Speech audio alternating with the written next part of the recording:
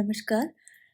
हिंदी साहित्य और दलित विमर्श विषय पर आज हम चर्चा कर रहे हैं और जब हम दलित विमर्श और वैचारिकी पर बात करते हैं, तो ये विषय न केवल साहित्य को एक नई भंगिमा प्रदान करता है, वरन जब हम परीक्षा उपयोगी दृष्टि से देखते हैं, तो न केवल ये विश्वविद्यालयी पाठ्यक्रम का हिस्सा है, वरन अनेक प्रतियोगी परीक्षाओं में भी हिंदी दलित विमर्श से संबंधित प्रश्न पूछे जाते हैं।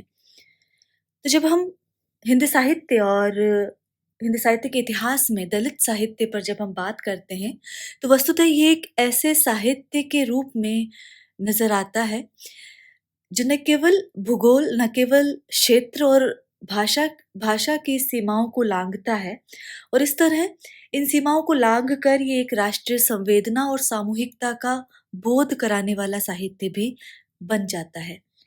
जब हम दलित साहित्य की बात करते हैं या हिंदी साहित्य में दलित हस्तक्षेप की बात करते हैं, तो भक्ति काल के बाद आधुनिक काल में भक्ति काल में भी इसके बीज दिखाई देते हैं। जब हम रैदास की रचनाएँ देखते हैं, जब हम कबीर की रचनाएँ देखते हैं, जब हम कबीर के दोहे देखते हैं, तो वहाँ जो वो जातिगत और वर्ण व्यवस्था पर जो प्रहार करते हैं, वहाँ पहले-पहल इसके बीज दिखाई देते हैं।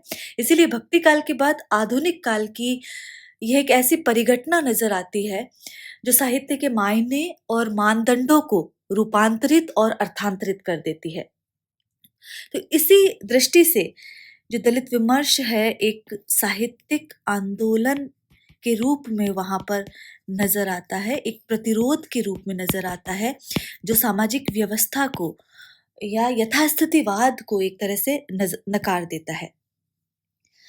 तो जब हम भारतीय समाज की बात करते हैं, तो जो भारतीय समाज है, उसका जो ताना-बाना है, वो जब हम मध्यकाल में देखते हैं, तो वर्णाश्रम व्यवस्था, पुनर्जन्म और कर्मफल जैसे सिद्धांतों पर टिका हुआ नज़र आता है। और अभी भी भारतीय समाज का ताना-बाना जाति व्यवस्था पर आधारित है और भारतीय समाज के जो विभिन्न स्तर हैं, उसमें परिवर्तन का निर्धारण भी जाति के आधार पर ही होता है। जब हम हिंद के संदर्भ में, भारत के संदर्भ में हिंदू की बात करते हैं, तो ये एक व्यापक परिप्रेक्ष्य को लेकर यहाँ पर इस शब्द का प्रयोग मैं करती हूँ कि प्रत्येक हिंदू जिस जाति में जन्म लेता है, वो उसी की रह जाती है और उसकी धार्मिक, सामाजिक, आर्थिक और पारिवारिक जीवन का निर्धारण भी वही जाति करती है। ये परिभाषा डॉक्टर अंबेडकर देते हैं, जब हम दलित वैचारिकी की बात करते हैं। दलित शब्द की बात हमने अंबेडकर के संदर्भ में की। यदि हम मोहनदास निमिषराय के अनुसार दलित शब्द का अर्थ यहाँ पर देखते हैं, तो दलित शब्द उनके अनुसार जो मार्क्स प्रणीत सर्वहारा शब्द के समानार्थी बैठता है। लेकिन मोहनदास कहते हैं कि इन दोनों शब्दों में पर्याप्त भेद है। दलित शब्द की व्याप्ति अधिक है तो सर्वहारा की सीमित। दलित के अंतर्गत सामाजिक, धार्मिक, आर्थिक, राजनीतिक शोषण का अंतर्भाव होता है, तो सर्वहारा केवल आर्थिक शोषण तक ही सीमित रहता है। तो मार्क्स जिस श्रमिक और पूंजीपति वर्ग की जो बात करते हैं और वहाँ वो सर्वहारा शब्द लेकर आते हैं, तो वो उनका कहना वहाँ आर्थिक शोषण से अधिक होता है। लेकिन जब दलित शब्द की बात हम करते हैं, तो वहाँ सामाजिक, आर्थिक, राजनीतिक और धार्मिक तमाम प्रकार का शोषण वहाँ पर आ जाता है। तो एक तरह से निमिष राय कहते हैं कि प्रत्येक दलित व्यक्ति सर्वहारा के अंतर्गत आ सकता है, लेकिन प्रत्येक सर्वहारा को दलित कहने के लिए बाध्य नहीं हो सकते। तो सर्वहारा की सीमाओं में आर्थिक विषमता का शिकार वर्ग आता है, जबकि दलित विशेष तौर पर सामाजिक विषमता का शिकार होता है। तो एक महत्वपूर्ण परिभाषा मोहनदास निमिषराय लेकर आते हैं। इसी तरह जब हम दलित साहित्य का प्रारंभ देखते हैं, दलित आंदोलन का प्रारंभ देखते हैं, जो कि दलित पैंथर नाम से मराठी में या दक्षिण में हमें प्रारंभ होता हुआ दिखाई देता है, तो वहाँ के ही एक महत्वपूर्ण हस्ताक्षर डॉक्टर गंगाधर पांतावड़े ये कहते हैं कि दलित कोई जाति नहीं बल्कि परिवर्तन और क्रांति का प्रतीक है। दलित मानवतावाद में विश्वास करता है, परंतु वह ईश्वर के अस्तित्व, पुनर्जन्म, आत्मा तथा उन तथाकथित धार्मिक ग्रंथों को अस्वीकार करता है, जो भेदभाव की शिक्षा देते हैं। तो तमाम धार्मिक ग्रंथों का निषेध है, जो पौराणिक मान्यताएँ हैं, उनका निषेध है यहाँ पर। और वो भाग्य तथा स्वर्ग की अवधारणाओं को भी अस्वीकार करता है, क्योंकि यही वे विचार हैं, जो दासत्व का बोध कराते रहे हैं। वह इस देश में दबाए, सताए हुए समाज का प्रतिनिधित्व करता है, जो वर्षों से बदतर ज़िंदगी जीने को अभिशप्त है। वह विरोध करता है एक बहुत ही सूझबूझ के साथ विकसित की गई सामाजिक व्यवस्था का, जिसमें कि मानव के रूप में उसके अस्तित्व को कभी स्वीकार ही नहीं किया गया। तो यहाँ जब हम दलित शब्द की बात करते हैं, तो बहुत अलग-अलग परिप्रेक्ष्य नज़र आते हैं। कहीं पर केवल सामाजिक व्यवस्था, धार्मिक व्यवस्था के प्रति नकार की बात सामने आती है, तो कहीं उस नकार की बात आती है, जहाँ उसे मानव के रूप में ही नहीं स्वीकार किया गया। तो जब हम व्यवस्था की बात करते हैं, तो हिंदू व्यवस्था की अमानवीयता का परिणाम इतना भयानक है कि आज भी जो भारतीय समाज है, वो हजारों जातियों में बटा हुआ नजर आता है। खंड-खंड में बटे हुए गांव अलग-अलग राष्ट्र का बोध कराते हैं और तथाकथित राष्ट्रीयता पे प्रश्न चिन्ह भी लगाते हैं। तो जो जातिगत भेदभाव है, जब हम तकनीक के युग की बात करते हैं, 21वीं शताब्दी की बात करते हैं, वैज्ञानिक युग की बात करते हैं, तो वो जातिगत भेदभाव आज भी जड़ जमाए हुए नजर आता है। ओम प्रकाश वाल्मीकि जो महत्वपूर्ण हस्ताक्षर हैं दलित साहित्य के, जो जूठन जैसी आत्मकथा लेकर आते हैं, वो कहते हैं कि दलित शब्द एक नितांत भिन्न परिप्रेक्ष्य में वो इसका अर्थ लेकर आते हैं कि दलित शब्द हमारे लिए प्रेरणादायक शब्द है। हम इसे दल के साथ जोड़ते हैं। दल का अर्थ यहाँ पर समूह से है। वो दल का अर्थ दलित का अर्थ दमन से नहीं लेते। वो कहते हैं दल के साथ जोड़ते हैं, जो सामूहिक तौर पर कार्य करता है, जीवन को सामाजिक तरीके से जीता है और समाज से अलगाव दूर करता है। दलित आंदोलन का दलित आंदोलन का प्रतीक है हमारे लिए, और ऐसा पहली बार हुआ है कि इतिहास में दलितों ने अपने लिए एक शब्द चुना है। तो जब हम ओम प्रकाश वाल्मीकि की दलित से संबंधित परिभाषा के ये जो नवीन अर्थ जब हम देखते हैं, तो एक तरह तो वो उस व्याकरण का भी विरोध करते हैं, जो कि एक तय जाति का वर्चस्व जहाँ पर दिखाई देता है, और साथ ही दल शब्द से जोड़कर वो एक मानवीय परिभाषा दलित शब्द की लेकर आते हैं।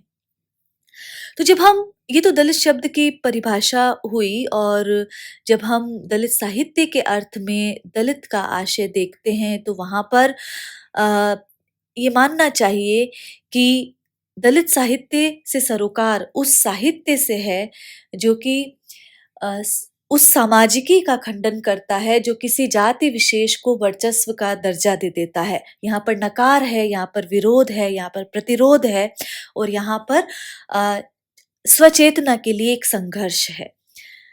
तो जब हम दलित के पश्चात जब हम दलित चेतना, दलित आंदोलन की बात करते हैं, तो वहाँ पर एक एक प्रेरणा वहाँ पर आती है, और दलित चेतना की जब हम बात करते हैं, तो सर्वप्रथम एक बात आती है कि ये एक प्रति सांस्कृतिक चेतना है, एक वैकल्पिक चेतना है, संस्कृति के विरोध में की गई चेतना है, सामाजिक संरचना के विरोध में की गई एक चेतना है। इसलिए इसे कहा गया है एक प्रति सांस्कृतिक चेतना है, उसका विलोम है, जो न सिर्फ जाति पर आधारित है, बल्कि उस धार्मिक वैधता का भी खंडन करती है, जो कि अलगाव को प्रोत्साहन देती है। तो जो सामाजिक दुराव का सिद्धांत है जाति व्यवस्था का, वो इसका विरोध करती है। तो यहाँ पर ये चेतना दलित साहित्य में स्पष्टतः परिलक्षित होती है। डॉक्टर अंबेडकर का सिद्धांत इसमें आता है, और साथ ही यहाँ पर यथास्थितिवाद के प्रति नकार है, जो एक जड़ता आ गई है सामाजिकता में, ले लीजिए वैचारिकी में ले लीजिए, वहाँ पर एक नकार स्पष्ट दिखाई देता है। तो ये 2 बिंदु तो नज़र आते ही हैं। साथ ही जब दलित चेतना, दलित आंदोलन की बात करते हैं, तो जो दलित पैंथर की बात वहाँ पर सामने आती है, और दलित पैंथर का जो आंदोलन जो हुआ है, जो दक्षिण से हमें दिखाई देता है और वहाँ पर जो दया, करुणा और सहानुभूति नहीं, जो खालिस यथार्थ की जो बात करते हैं, वो इस दलित पैंथर के आंदोलन में आता है, पहली बार सामने आता है। और इसी तरह जो गोलपीठा का प्रकाशन है, जो भी 1976 में होता है, तो वो भी एक दलित वैचारिकी के रूप में, दलित चेतना के रूप में एक महत्वपूर्ण पड़ाव वहाँ पर सामने देखने को मिलता है। इसी तरह जो अनेक पत्रिकाओं का प्रकाशन है और जो 9 जुलाई 1972 को मराठी दलितों द्वारा जो दलित पैंथर्स की स्थापना और फिर जो अ, नामदेव ढसाल का ये जो महत्वपूर्ण काव्य संकलन है गोलपीठा का प्रकाशन, वो दलित चेतना का प्रस्थान बिंदु सामने आता है। तो ये यहाँ पर ध्यान देने की बात है जो परीक्षा प्रयोगी भी है कि गोलपीठा क्या है। तो जब हम गोलपीठा देखते हैं तो नामदेव ढसाल जो मराठी साहित्यकार हुए हैं, उनका ये एक महत्वपूर्ण काव्य संकलन है गोलपीठा, और गोलपीठा का प्रकाशन ही दलित चेतना का प्रस्थान बिंदु माना जाता है। तो यहाँ पर ये कह सकते हैं कि जो 1972 में दलित पैंथर्स की स्थापना हुई और बाद में जो गोलपीठा का प्रकाशन होता है, वो दलित चेतना के प्रस्थान बिंदु के रूप में माने जा सकते हैं।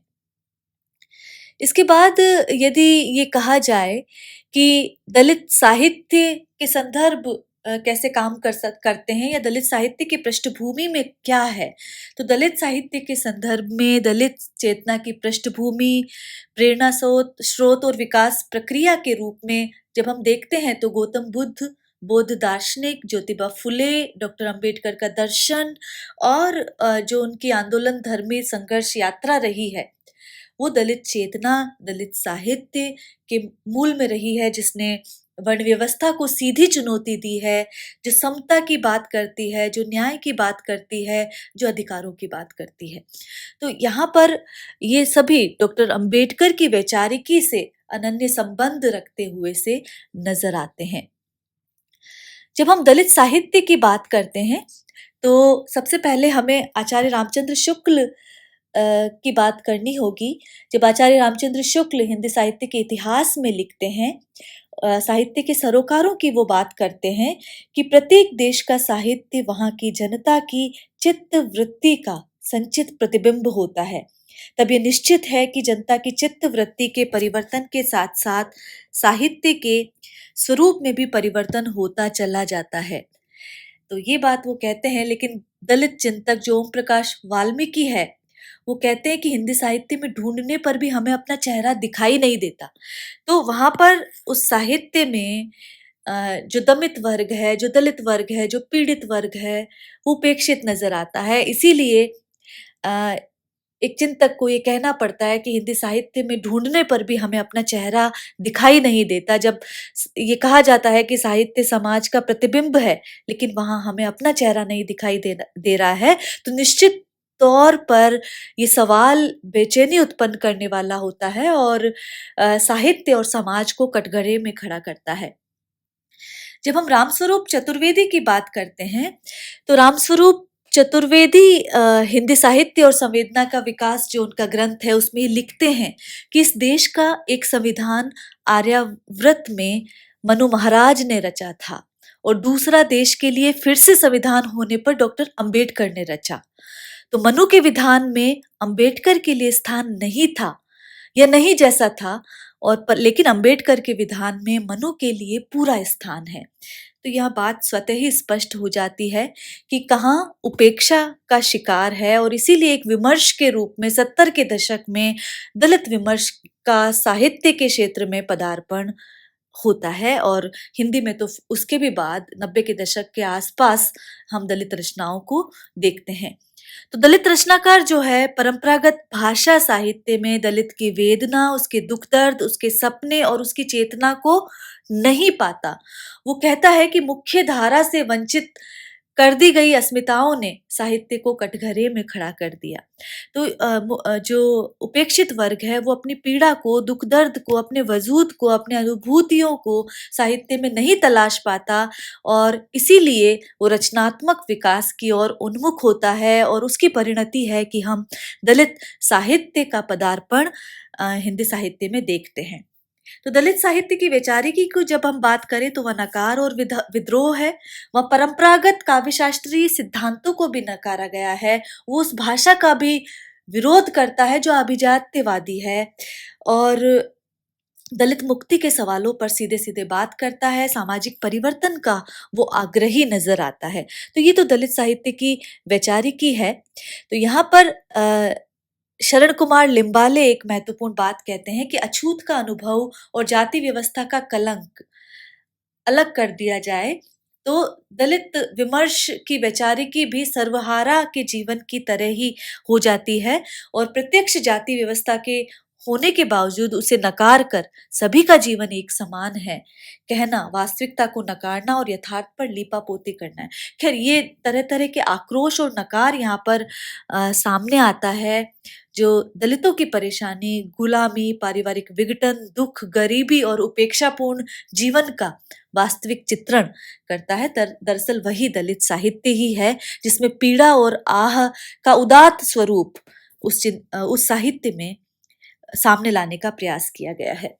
अब जब हम साहित्य के संदर्भ में बात करते हैं तो वहां पर सबसे पहले हम आत्मकथाओं पर बात करते हैं और आत्मकथाओं को जब हम देखते हैं तो आत्मकथाओं में जो मराठी में दया पवार की अछूत, शरण कुमार लिम्बाले की अक्कार माशी, बेबी काम्बले की जीवन हमारा, लक्ष्मण गायकवाड़ की उठाई गिर तथा हिंदी में यदि देखें तो मोहनदास निमिषराय की अपने अपने पिंजरे, ओम प्रकाश वाल्मीकि की जूठन, सूरजपाल चौहान की तिरस्कृत, कौशल्या बेसंतरी की दोहरा अभिशाप, डॉक्टर शिवराज सिंह बेचैन की मेरा बचपन मेरे कंधों पर और डॉक्टर तुलसीराम की मुर्दैया और सुशीला टाकभोरे का शिकंजे का दर्द, ये ऐसी आत्मकथाएं हैं कि इन आत्मकथाओं ने हिंदी क्षेत्र में स्थापित परंपरागत हिंदी साहित्य के समक्ष नई चुनौती पेश की है और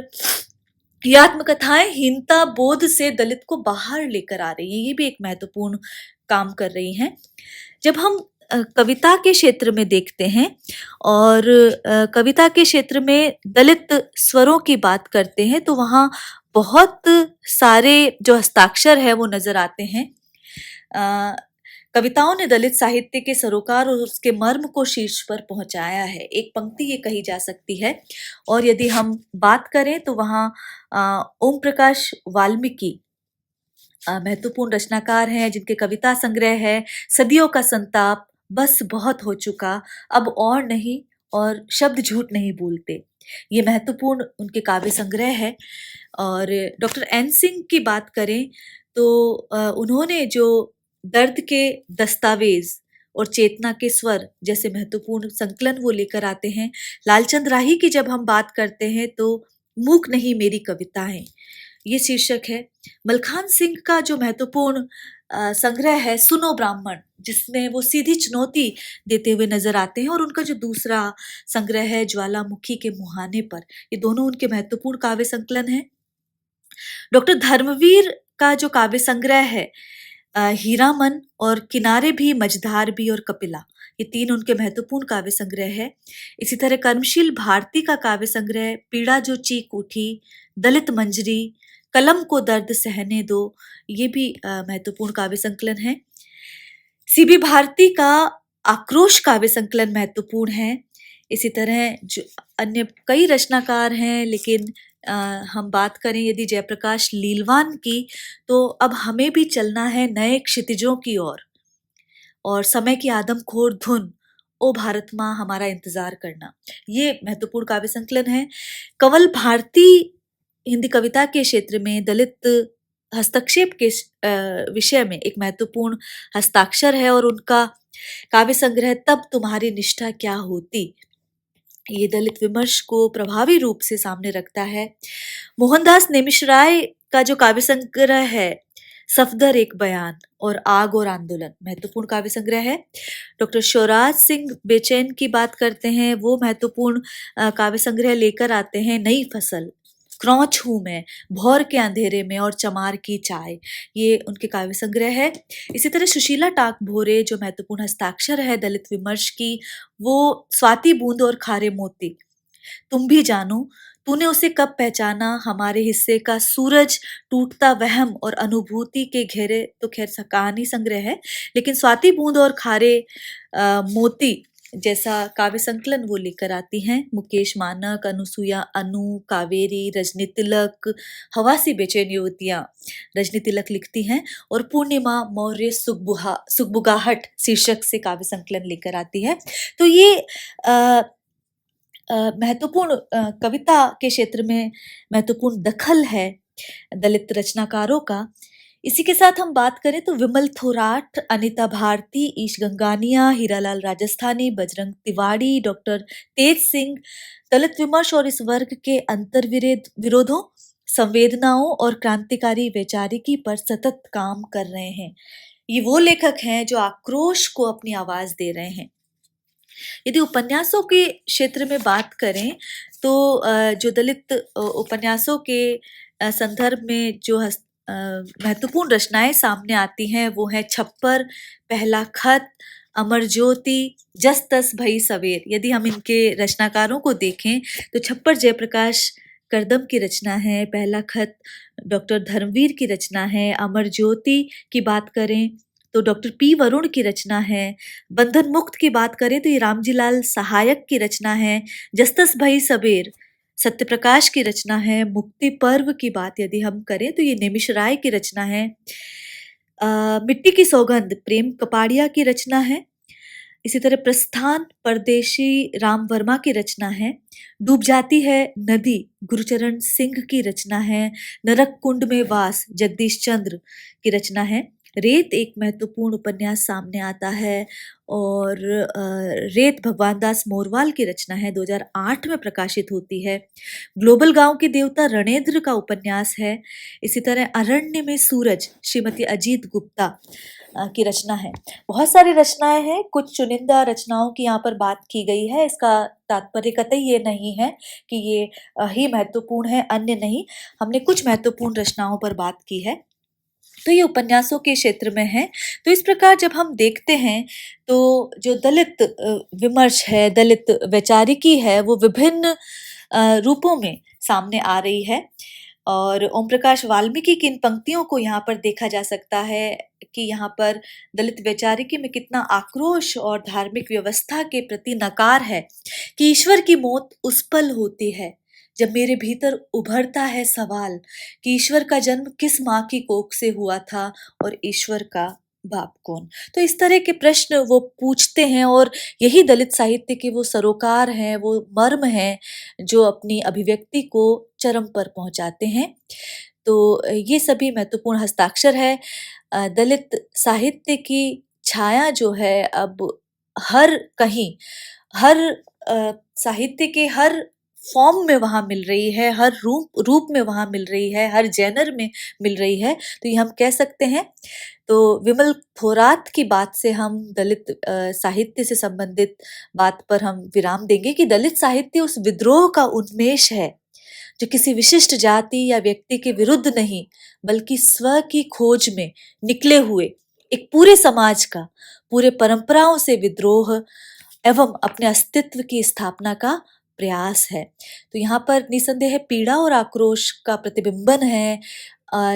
दलित साहित्य में अनुभव की प्रगाढ़ता है, स्वतंत्रता की आकांक्षा है, लेकिन उसका स्वरूप मैं जैसा नहीं है, वहाँ हम में अभिव्यक्ति है।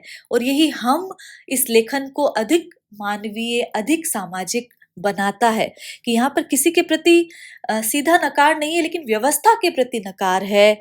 वहाँ सहज और अनिवार्य प्रतिबद्धता दिखाई देती है दलित कवि की, उसकी रचनात्मक ऊर्जा बिल्कुल खालिस मौलिक रूप में दिखाई देती है। तो ये दलित चिंतन के जो नए आयाम हैं वो दलित साहित्य को प्रभाविकता से युक्त बनाते हैं। यद्यपि साहित्य को खांचों में नहीं देखना चाहिए, लेकिन यदि साहित्य की कोई धारा उस मानवतावाद का समर्थन करती है जो कहीं न कहीं उपेक्षित रहा है, तो वो सराहनीय है और इस दृष्टि से दलित साहित्य, हिंदी साहित्य के प्रतिरोध के स्वरों में एक महत्वपूर्ण हस्तक्षेप माना जाता है। तो दलित साहित्य पे बात इतनी ही। आगे हम विभिन्न विमर्शों पर, विभिन्न बिंदुओं पर, विभिन्न परीक्षापयोगी अ, विषयों पर बात करना जारी रखेंगे। आज के लिए इतना ही। नमस्कार।